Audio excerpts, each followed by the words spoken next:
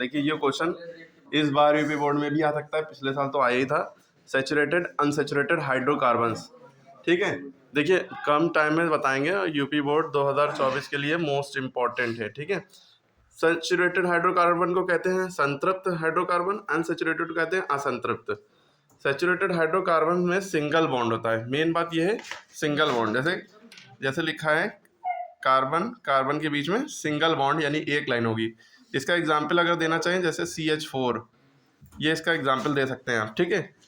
इसमें क्या होगा, मेन सिंगल बॉन्ड होगा, ठीक।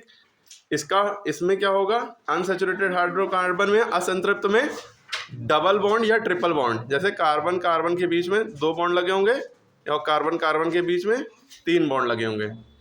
इसका एग्जाम्पल अगर आप देना चाहें तो ये दे सकते हैं इथेन जैसे इथीन C2H4 और C2H2 एसिटिलीन इथाइन भी है, ठीक है। क्लियर होगी बात। इसका एग्जाम्पल मीथेन हो गया, ये CH4 को कहते हैं मीथेन। इसका एग्जाम्पल इथीन और एसिटिलीन यानी कि इथाइन, ठीक है। दूसरी बात, पहली बात आपने समझी कि इनके बीच में सिंगल बॉन्ड होगा, इनके बीच में डबल या ट्रिपल बॉन्ड होगा। दूसरा पॉइंट है कि इनका जो फॉर्मूला है वो CnH2n+2 है, यानी जितने कार्बन उसके डबल हाइड्रोजन और +2, ठीक। जैसे यहाँ पे कार्बन देखिए 1 था, 1 का डबल 2, 2 + 2 4 हो गया, ठीक है। तो एल्केन, इसका नाम होता है मेथेन। एक कार्बन मेथ से नाम शुरू होगा, मेथेन, ठीक है। चलिए वो नहीं, IUPAC नहीं बता रहे। They are represented by general formula CnH2n+2, ठीक है, एल्केन का फॉर्मूला होता है।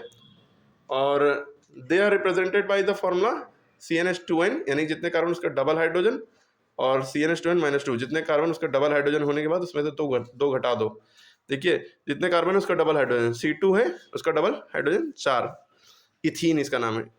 और जितना यहाँ पे C2 है उसका डबल 4 करके 2 घटा दिया तो एसिटिलीन यानी कि एथाइन। तो 2 बातें आपको क्लियर होगी। पहला, सिंगल बॉन्ड होगा, इसमें डबल बॉन्ड होगा। दूसरी बात कि इसका फॉर्मूला होगा CnH2n+2, इसका फॉर्मूला होगा CnH2n एंड CnH2n-2, 2 फॉर्मूला होंगे। ये एल्कीन का है, ये एल्काइन का है, ये एल्केन का है, ठीक है।